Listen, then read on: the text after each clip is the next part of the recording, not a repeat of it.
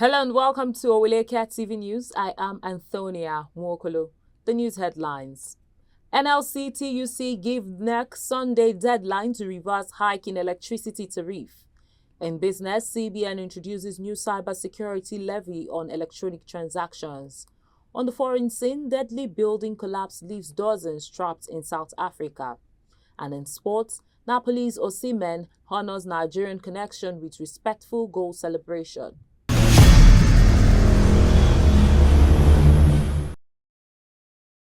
Welcome back. Now the news in details. The Vice President, Senator Kashim Shettima, was forced to make a detour from proceeding to represent President Tinubu at the 2024 U.S.-Africa Business Summit in Dallas, Texas, due to technical fault with his aircraft.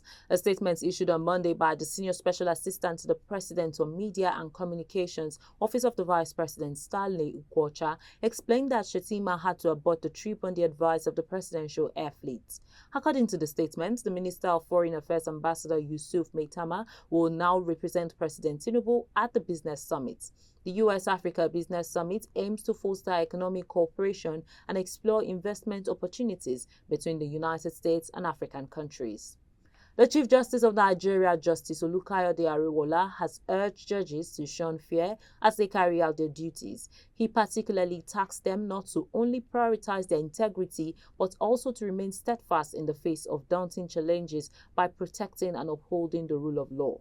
Ariwoola made the call on Monday at the induction course for newly appointed judges of the Superior Courts of Record held at the National Judicial Institute in Abuja.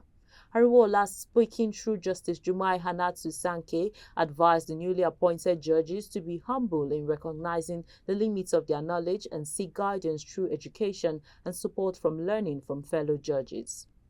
The Nigerian Labour Congress and its Trade Union Congress of Nigeria counterparts have given the Nigerian Electricity Regulatory Commission till May 12 to withdraw the recent hike in electricity tariff or face unprecedented industrial action. The ultimatum was issued in a joint letter to the Chairman, Chief Executive Officer, dated May 3, 2024, and copied to the Secretary of the Government of the Federation, the Ministers of Labour and Power, and the electricity distribution companies, among others. Joe Ajero Festus of CIFO, President of the NLC and its TUC's counterparts. The letter stated it is imperative that NEC grasps the weight of its responsibilities as its role entails the regulation of electricity tariffs in the country, a duty outlined in explicit detail within the statutes governing the Commission. Let's go on a short break. We'll be right back. Follow us on our social media handles at Oweleke TV. Visit our website at www.oweleke.tv for a thrilling journey. Oweleke TV, rising star at the fairground.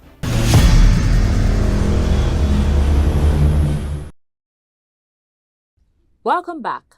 The chairman of the Economic and Financial Crimes Commission, Ola Olukayede, has stated that the commission will not tolerate any form of embezzlement by public officials, stressing the anti-graft agency's commitment to upholding the law and fulfilling its responsibilities. Olukayede, represented by Wilson Nwajerin, the Director of Public Affairs, during the inaugural President Umaru Musa Yar'Adua International Leadership Conference and Awards held in Abuja, urged the younger generation to learn from the exemplary qualities of the late President Yar'Adua, whose legacy speaks volumes. He said all the crimes the Commission set out to fight are based on integrity deficits, and integrity deficits means absence of integrity.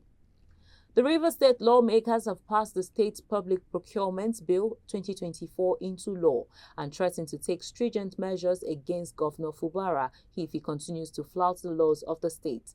This is the third time in 3 months that the Rivers State House of Assembly has overridden the assent of Fubara. In March, the Assembly had ruled against Fubara to enact the Rivers State House of Assembly Service Commission law. It took the same measure in April by passing the Local Government Amendment Bill into law, despite Fubara's refusal to give his assent.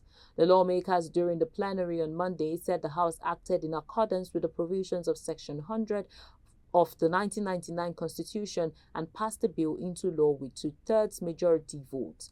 The lawmakers passed the Rivers State Public Procurement Bill 2024 on March 26, 2024 and transmitted it to the governor for assent, which he declined. The Speaker of the House, Martin Amehule, commented on the bill, saying it is to secure taxpayers' money and ensure that it is not spent on frivolities and twisted contracts. The Speaker added that despite all the misconduct, the House would continue to uphold the laws of the state and the 1999 Constitution of Nigeria.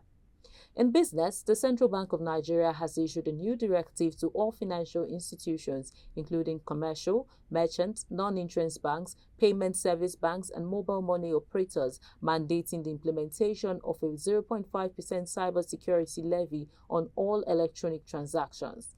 This move is in line with the provisions of the recently amended Cybercrime Prohibition Prevention Act 2024. The directive, detailed in a circular dated June 25, 2024, instructs that the levy be applied at the point of electronic transfer origination, with the deducted amount to be reflected in the customer's account as cybersecurity levy. Financial institutions are required to start deductions within 2 weeks from the date of the circular and remit the accumulated levies monthly to the National Cybersecurity Fund, which is administered by the Office of the National Security Advisor. The circular includes a schedule for exemptions that specify transactions not subject to the cybersecurity levy. These exemptions include loan disbursements, salary payments, intra-account transfers, interbank placements, and government-related welfare transactions such as pensions and educational payments. Failure to comply with the levy remittance is subject to severe penalties according to Section 44, subsection 8 of the Cybercrime Act, and non-compliance can result in a fine of not less than 2% of the defaulting business's annual turnover. Up next are stories on the foreign scene after the break. Follow us on our social media handles at Oweleke TV. Visit our website at www.oweleketv for a thrilling journey. Oweleke TV, rising star at the fairground.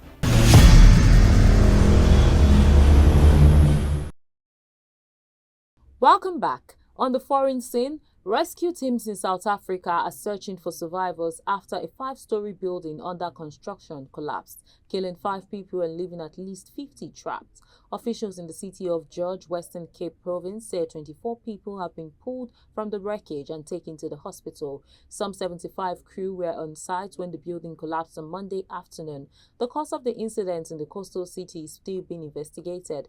Emergency services rushed to the scene after the building collapsed, and 2 of the people pulled from the wreckage died of their injuries. Another 3 deaths were reported later, with more than 100 rescuers with sniffer dogs worked through the night to locate those trapped in the building.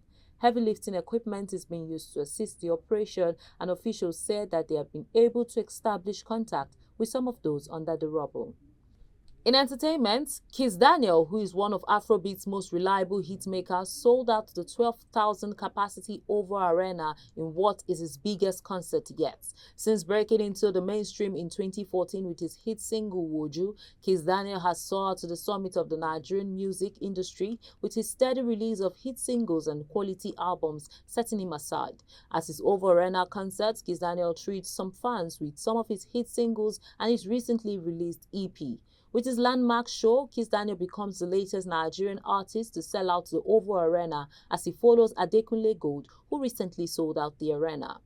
And in sports, Nigerian international Victor Osimhen made waves once again, not for his usual feats or transfer speculations, but for a gesture that spoke volumes about sportsmanship.